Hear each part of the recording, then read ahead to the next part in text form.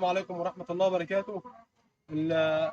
النهارده احنا اتكلمنا الفيديو اللي فات عن الشكمان، وقلنا احنا بنشربه حاجة ساقعة. لما جبنا حاجة ساقعة بيبس وقلنا ننزل الشكمان ونغسله وننضفه، الناس كتير قالت خسارة، والناس طمعت في الحاجة الساقعة كده بتشربها وما بتعملش الكلام ده كله.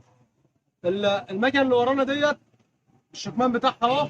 المكنة ديت معمرة من 3 أشهر، بالظبط، وكانت عمرتها تاني. حلو كده. وجات حليناها. ده الكلام ده بره، الراجل لسه جاي لي اول امبارح، عملت له انا شامبر لان لسه معمر، فعملت له بيستم الكلام ده كله. دورنا المكنه تدور، بتمسك حراره بطريقه غريبه، بتمسك حراره بطريقه جامده. والمكنه تدور 10 دقائق وتيجي تزودها تروح قافشه ومبطله. طبعا لو احنا مش فاهم شغلك او مش عارف انت هتعمل ايه، هتحل موتور فوق وتحت تاني، هتدور على حاجات مش عارف ايه الكلام ده كله. احنا عندنا الدوره بتاعت المكنه كلها تمام. طيب، احنا حلينا دلوقتي اللي انا اتكلمت فيه الفيديو اللي فات، وقلت الشكمان لازم يتغسل وضروري ومهم والكلام ده كله. الناس بتاخد الكلام وتكبر دماغها. المشكله النهارده في اللي احنا فيها، او في سبب حل الموتور النهارده، هو الشكمان بتاع المكنه. تمام. الشكمان ده مكتوم، ما بيفلصش. حتى لو انت نفخت فيه من هنا ما بيطلعش هو من هنا. حلو كده. القوة عندنا هنا سليمه وسالكه، مفيش فيها مشكله خالص. طيب، انا حليت دلوقتي وهغسله تاني بالبيبس، بس هوريك الاول هو مكتوم ولا مش مكتوم. خليك معانا، احط بنزين من هنا عشان ينزل من هنا اهو. تمام. المفروض انا حلل القوعه، وده كله مصافي سالكه من بعضها عشان الهواء يبقى موصل لبعضه. يعني المفروض انا احط البنزين من هنا يوصل من هنا. بص كده.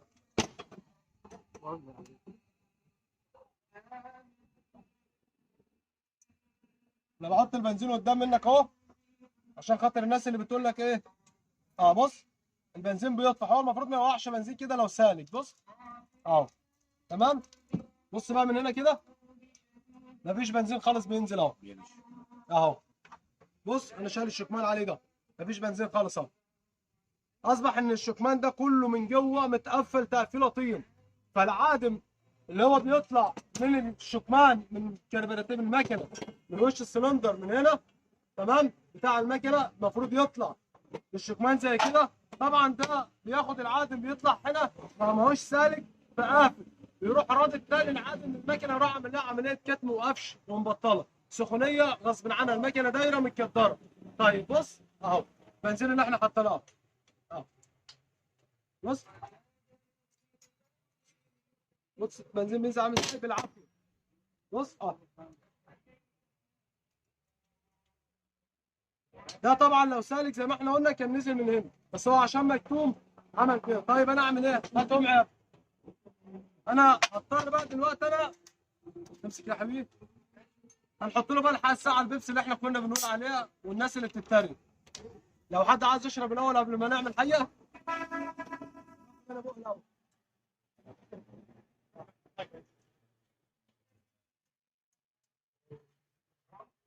انا بقى نسيه واحده واحده كده عشان نخلي دماغه تبقى عنب. احنا بنقول حاجه ساقعه وبنجيبها بيبسي ليه؟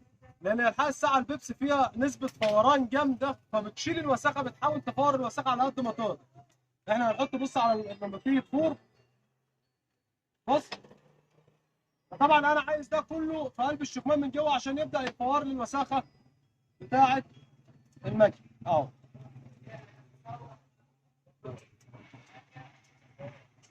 بص، من كتمه الشكمان اصلا ما هوش عايز يقبل على طول، عايز يتمشي معاه واحده واحده عشان يسلك الشكمان. طبعا احنا هنفضي الازازه كلها في قلب الشكمان، وهنسيبه بتاع حوالي من 10 دقايق او ربع ساعه. تمام، عشان ما نطولش عليك في الفيديو.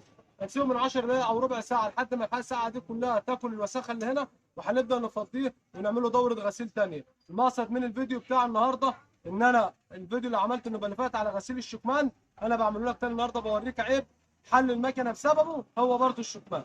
ده كان الفيديو بتاعنا النهارده، واستنونا الفيديو الجاي ان شاء الله. مع يسر بطريق، والسلام عليكم ورحمه الله وبركاته.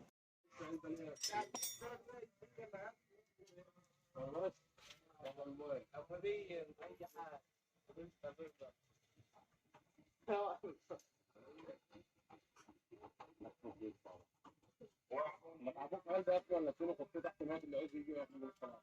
بس فاكر ترموه صح؟